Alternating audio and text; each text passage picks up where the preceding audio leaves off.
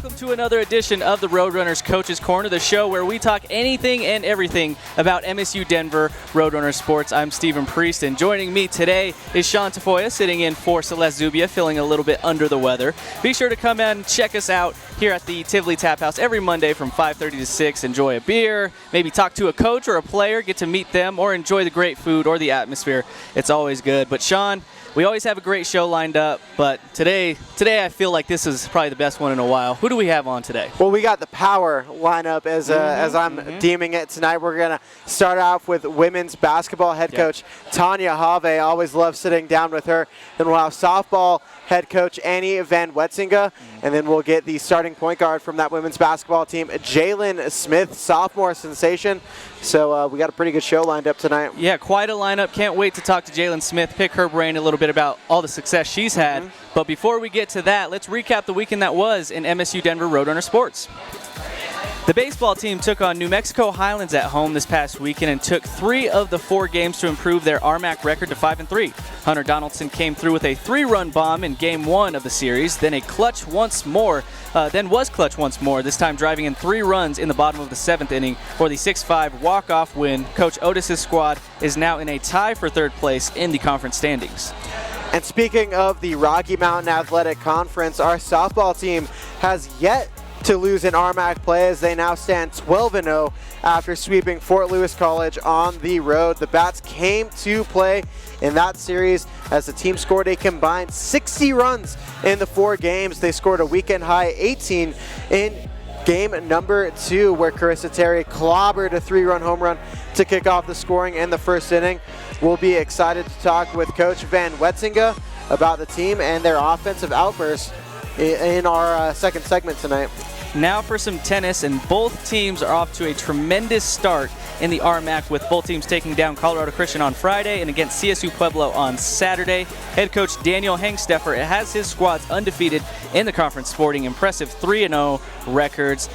Now we'll welcome in head coach for your women's basketball squad, Coach Tanya Haave. Coach, it's always a joy to have you on. How are you doing today? I'm great, and it's always a joy for me to be here, so awesome. Thanks for having me. How are you adjusting to the daylight savings thing? Got more daylight? A little bit. Love the losing more an hour daylight at night, but I'm usually a morning person, so I'm struggling getting up in the morning. It's still I hear you on that. I'm sure I will adapt quickly. So. Well, Coach, we haven't had you on in a while, but since then you had your playoff game against UCCS. This is a team that you saw twice in the regular season, beat them both times, so it's a team you know very well. You saw them in the RMAC. A bit of a slow game, very low scoring at half. I believe it was like 26-23. Yes. Squires Horton had 14 going into the half. Talk about what you saw in that game and just what went on and transpired. Well, that's the second time on a Tuesday that we played that team at that gym. I think coming off, we had 2 hard games over the weekend to finish conference play, as did UCCS. I think that affected the play a little bit, and probably a little bit of the nerves for a playoff game. Right. Particularly for us, we don't have the experience, but I think that accounted a little bit for the slowness of that. You've seen a little bit of that in a lot of the playoff games. You saw that in both games in the RMAC tournament over the weekend. I watched those online, and then that's been a little bit of the theme, also some in the regionals. So pretty typical. I think then the scoring went up a little bit in that second half. Sure. That game hotly contested towards the end, but the Mountain Lions ended up building a double-digit lead in the 3rd quarter. Talk about your team and how they rallied back. What changed for you guys? I mean, it really seemed like Georgia seemed to find her groove, her rhythm towards the end of that game. Really, in the 4th quarter, Georgia Ordorf just put us on her back and decided she's going to carry us. And that was a real plus coming out of that game. You never want to lose a game. You never are satisfied losing a game. And clearly our players were very disappointed to lose that game. I thought when we got down and we kept fighting, and that's been a theme, is like, come on, we're never going to give up, never going to give up. So the players have really responded well to that and taken that to heart for themselves to never give up, and they fought back, and we got a 1 point lead there. Okay, we go. We made a couple key mistakes where we couldn't shoot, or a couple defensive mistakes, and they made one more play or 2 more plays than we did to finish the game. But it was really great to see Georgia put the team on their back. Yeah. Well, Coach, it was a tightly contested game, 10 seconds left, 3-point game. Talk about the play that you drew up and how it was executed. Well, it was actually a play I'd had in my back pocket for a while. I thought if I needed it, because we have a play that we go to on the sideline where we can either get someone off a double down screen or get someone off a double staggered. So I changed it up a little bit where I used Janae Squires to set a down screen for Johnny, and then our 2 posts were supposed to set a side screen, side double for Janae Squires. And for us drawing it up and running it for the first time, we got a pretty good look at it. So tried to use Squires setting a screen first so they'd go with her. Maybe they'd use her a little as a decoy and then try and get her off those couple screens. We got a pretty good look at it. Unfortunately, it just didn't fall. So I thought we had that, but I'm happy with the execution of it. All right. Obviously, game ended an incredible season for you guys. What was said after that game, and maybe even days later, reflecting on the season and the accomplishments that your team put forth? Well, immediately after the game, I just said, there's one team that finishes the season happy, and that's the team that wins a national championship. So we weren't one of those teams, and so our season had to end. Unfortunately, it ended tonight. I just said sometimes things just don't work out. I mean, at that point, they were fairly disappointed. But I do think I did tell them how far we had come, everything that we had fought through, some of the adversity with our specifically with our injuries, trying to recover from that, and really not having any kind of post game, really. Georgia's not really a true post. So what we were able to do with 8 players, we had a third of our roster hurt for most of the season. Very proud of what we were able to accomplish. And then to think about what we did, to be proud of that, and then to get ready, we're going to have some rest, but get ready that with everyone that we've got coming back, we need to really look for aiming towards next year and really being as great as we can be. So very happy with the way we finished our season, other than the last game, but I thought we grew tremendously in so many aspects. Georgia Ordorf grew, Jaelynn Smith grew a lot, Johnny Whitworth grew, Michaela Gonzalez. We had a lot with Janae Squire. I think everybody improved as the season went along. So, well, Coach, obviously the season didn't end the way you guys had wanted, but still I think this is a season, as you mentioned, that you should be very proud of. When you look back on it, what are some moments? Obviously you mentioned the perseverance and resilience of your team to fight through the injuries and adversity that was presented to you guys, but what moments or maybe what memories will you have of this season that will stand out and that you'll cherish? Well, I think we had to first start dealing with the adversity in Alaska. Getting to go to Alaska in November was an experience. It was unique in that it was very cold there, and it's something we'd never experienced. And having it pitch dark at 8 a.m., the sun barely peeks up over the horizon. I think our kids, even though the cold, our players really enjoyed that experience. Having Thanksgiving dinner and things, in Alaska, some of those moments. Another moment that'll stand out is that win at UCCS at the buzzer. I think that was a game that really gave our players, hey, we can do this. And just to see them slowly coming through and then slowly improving and gaining confidence.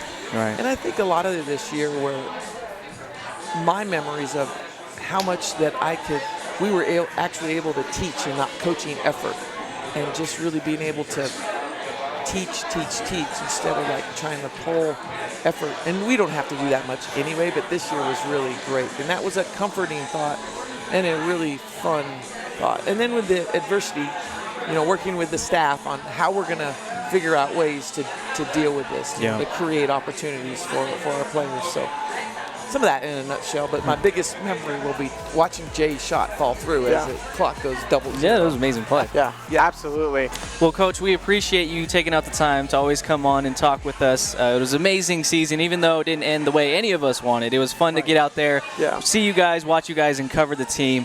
Best of luck during the off season, and get back at it next season. Thanks a lot. You guys have a great spring, and we'll see you soon. Thanks, Coach. We appreciate it. Before we head to a break, let's head to a break, obviously. But when we come back, we're going to talk with softball head coach Annie Van Wetzinga. Her team's one of the hottest in the RMAC right now. You don't want to miss what she has to say about how they're playing.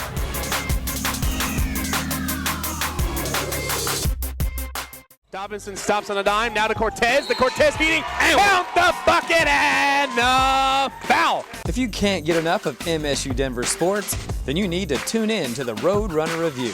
Get into the game with exclusive highlights, interviews, player stories, and of course the top plays that will have you jumping out of your seat. You can catch all the action on Comcast CET and at RoadrunnersAthletics.com. Hey, nice job! Great spot! Brought to you by your #1 volume Nissan dealer, Tynan's Nissan. Come in today and choose from nearly 1,200 new Nissans. Get 0% for 72 months with no payments for 90 days. During the Bottom Line event, lease the new Altima for only $149 per month. Gives you both efficiency and performance. Looking for an SUV? Then choose the all-wheel drive Rogue at just $159 per month. Also available with optional third row seat. Bottom Line savings at Tynan's Nissan in Aurora and Fort Collins. I'm Raquel Torres, senior guard for the women's basketball team. Runners, and there's Torres, three-point shot up and Oh, there it goes. Raquel Torres, the trifecta. And you're watching the Coach's Corner. Get rowdy. I'm Andre Harris, senior center for the Roadrunners men's basketball team. Here's Andre Harris with the jam, bobbing and weaving through traffic. And you're watching the Coach's Corner. Get rowdy. Back here live at the Tivoli Tap House for the Roadrunners Coaches Corner. Quickly before we talk to Coach Van Wetzinga, we have to tell you that it's the week of St. Patrick's holiday, and the Tivoli Tap House has all kinds of deals to get you ready. They will be selling green beer all week for $3 and Irish fare for $5. The food here is tremendous. They'll have Irish egg rolls, Irish beef and stew, and some yummy Irish bread pudding. Come on, I'm getting hungry just talking about this. So come on down, enjoy the food, check it out. Coach, you have one of the hottest teams in the RMAC right now. When you hear that, what is going into some of that great play? I think a lot of it has to do with like the consistent mindset our players have been bringing to the field. And I think a lot of that is because we have a lot of experience on the team. We have a lot of juniors and seniors with a lot of playing experience here.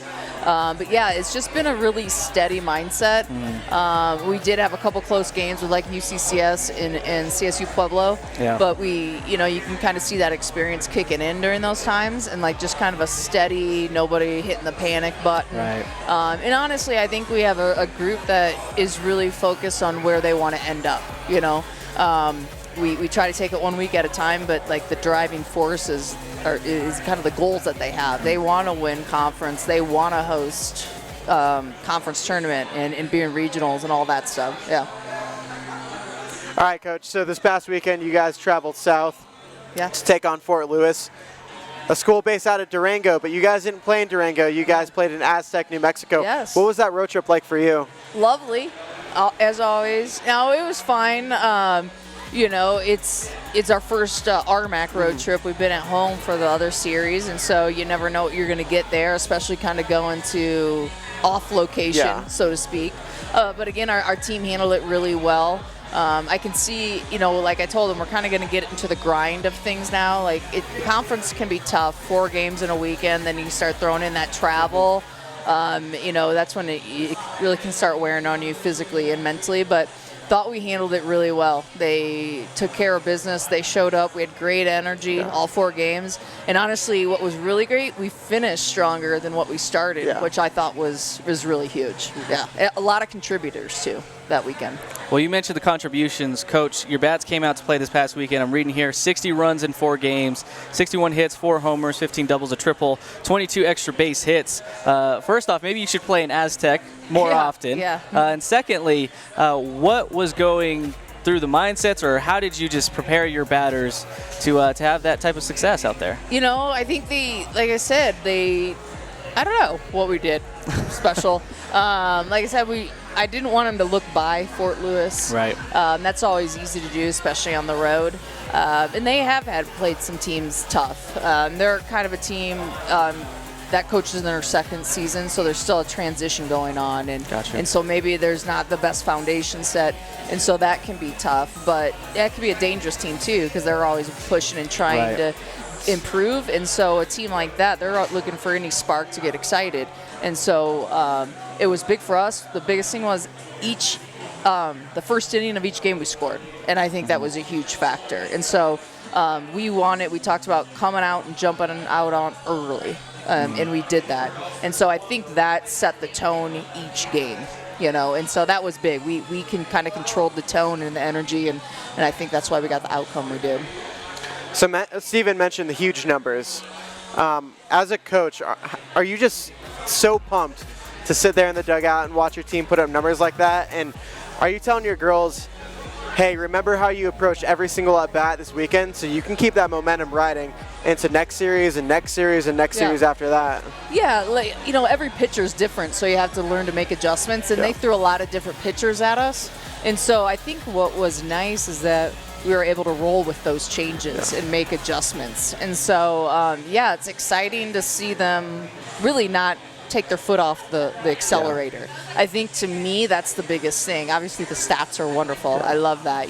I love that so many people contributed. You sit there and it's like, oh, who's our player of the weekend or player of the game? It's hard to choose because we had a lot of people stepping up, and I love that as a coach. But I think the most satisfying thing is we never, in terms of energy and effort, let off the pedal too much. And that, to me, is like more exciting in terms of looking to the future and what the team can accomplish when we're going to get challenged more.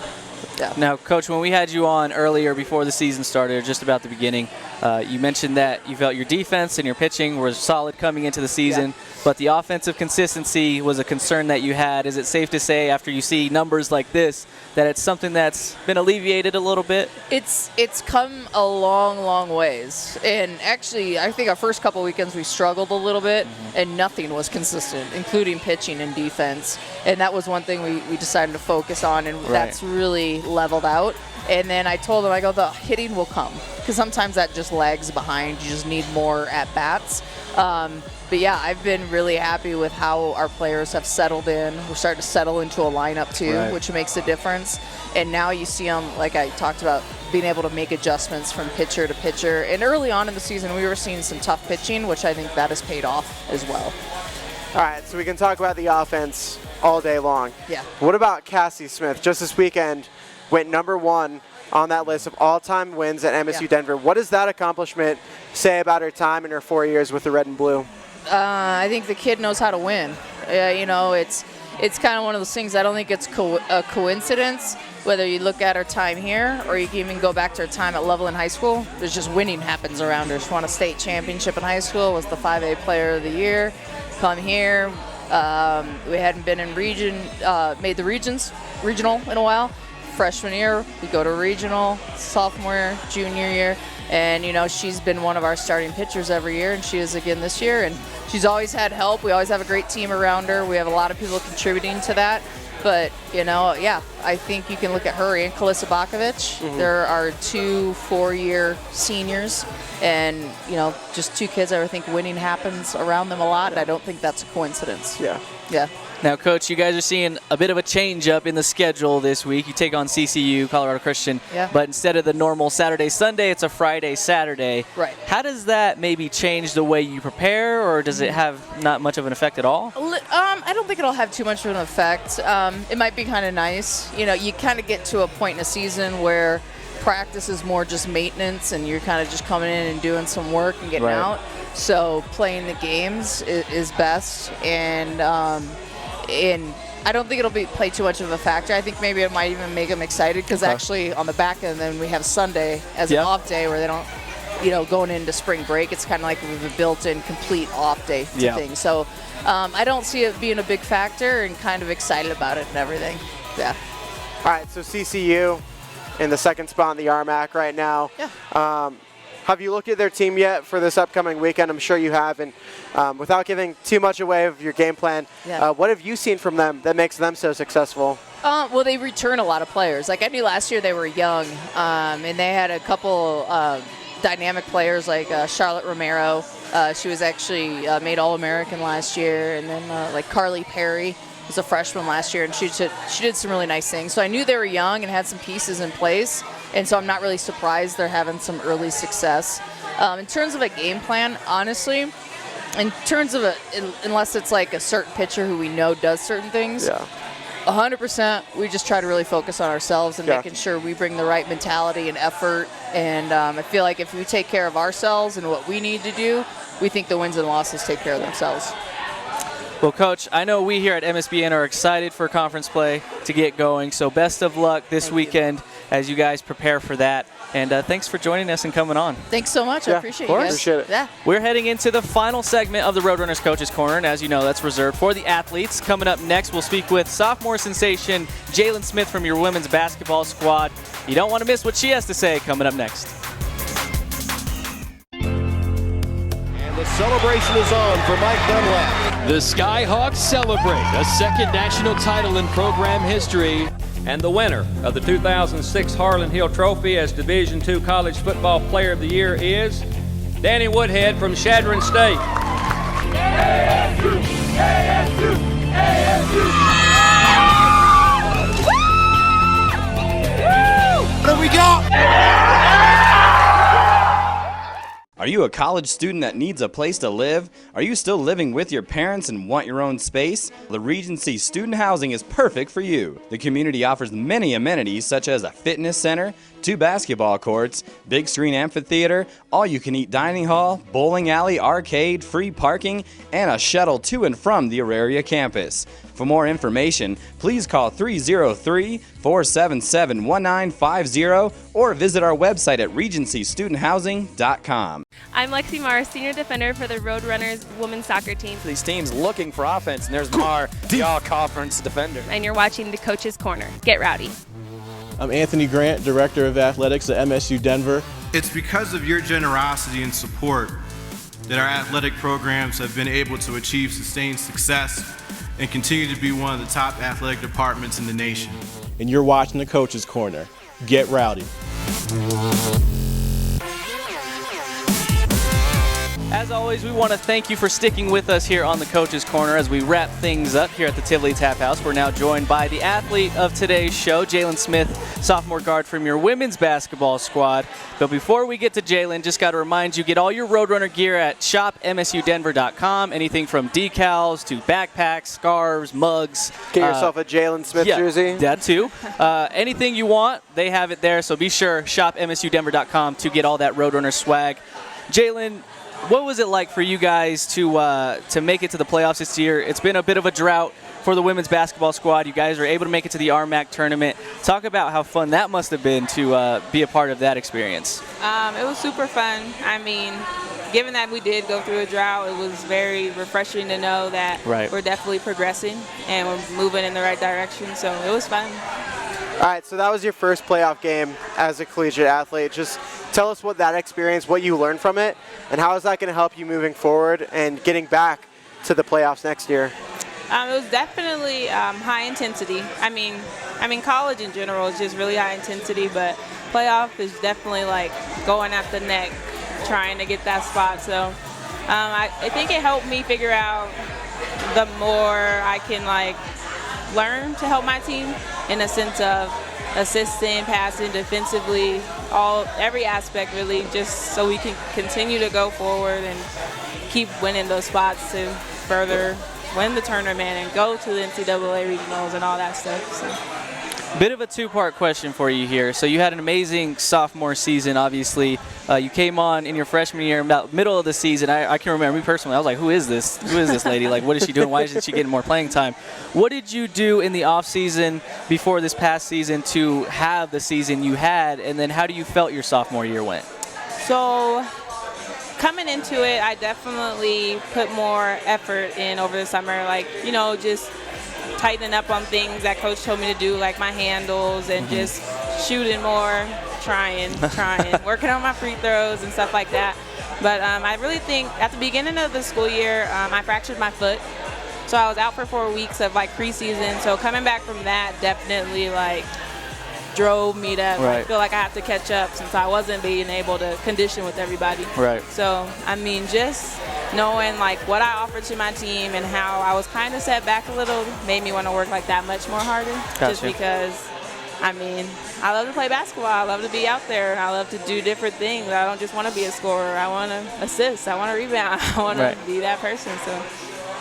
So one of the moments from this year that stood out to us was that regular season game in Colorado Springs where you hit that game-winning shot, and we here kind of had a little bit of fun with it, started calling you Jaelynn Smith. Yeah. Just talk about that clutch basket, talk about that play, and how that gave you confidence moving forward to take those shots for your squad. At first, I like kind of forgot it was the end of the game, and I just thought when they were doing the countdown, it was like end of shot clock, not end of game. So usually at the end of shot clock, I'm like, whatever, like try and get a shot. We're gonna be back on D for 30 seconds to come back down and play offense again. So it was just kind of like nonchalant, like normal movement for me. A little like out of like, whoa, what? Yeah.